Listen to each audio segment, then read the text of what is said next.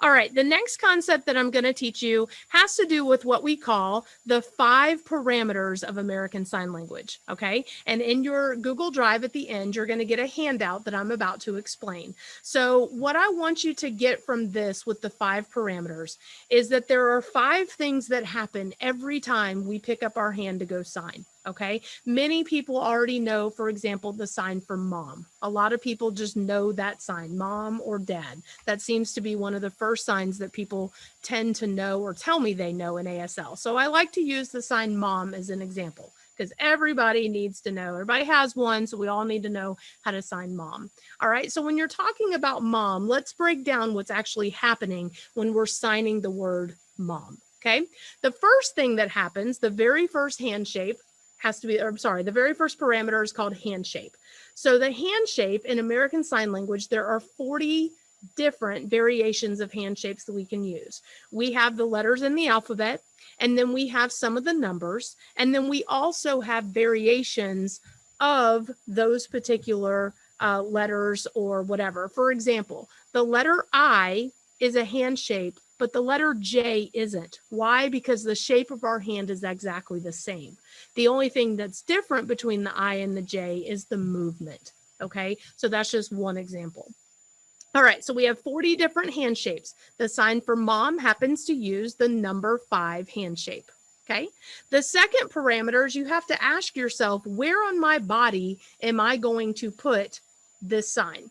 All right, now if you take lessons from me or from somebody else, you're going to eventually learn, and I've put this handout in your classroom, but because of time, we're probably not going to get to all of it, but you are going to learn that our face is divided in half. Okay, so all the signs that have to do with the female have to go on the bottom, and all the signs for men go on the top. Now, ladies, I didn't make up this rule, I just teach it. Okay, so when we were thinking of how are we going to distinguish between man and woman signs back in the 1800s, we split the face in half.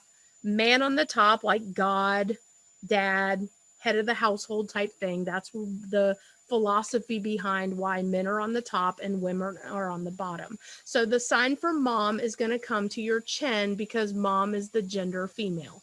Okay, so we have the sign of a 5, the hand shape 5. We have the location of the chin. The third parameter has to do which way is my hand facing. Is my hand facing towards my non-dominant side? Is it facing down? Is it facing up? Is it facing this way? Which way is my hand facing? If that changes, it can change the meaning of the sign. Okay, so it's important that you learn which way your palm orientation is. So for mom, we have the 5 at the chin, facing towards the non-dominant side. The fourth parameter has to do with your movement. Once you get it in the right place with the right hand shape and your hand facing the correct way, what do you do when you get it there? Do you bounce it forward? No, that's grandmother. Do we double tap it? Do we put it here one time? What do we do with it? Well, in ASL, movement is an important thing to know. In general, nouns tend to have a movement of twice, whereas verbs tend to have a movement of once. So I like to think of that as my children. I have 6 of them. Okay, believe it or not, I have 6 children. So when I want my children to go clean their room, for example, I don't want to have to tell them clean, clean, clean. I don't want to tell them over and over again. I want to tell them one time, clean. Okay, or I want you to come here. I want you to sit down. I want you to eat. I want you to go to sleep. I don't want to repeat those signs over and over again. So if you can think of verbs as commands that you'll say to, pardon me, for the moms, you'll understand, to your children or maybe to your dog or something, you want to tell your dog one time to sit, not over and over again.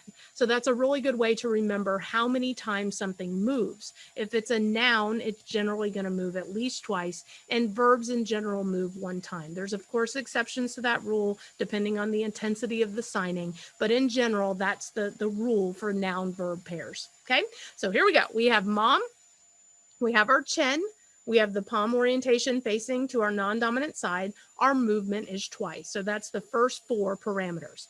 The fifth and final parameter has to do with what we call non-manual markers. Non-manual markers have to do with what our face is doing, our facial expressions, our mouth morphemes. Mouth morphemes, a fancy word for what your mouth doing. Are you going ooh?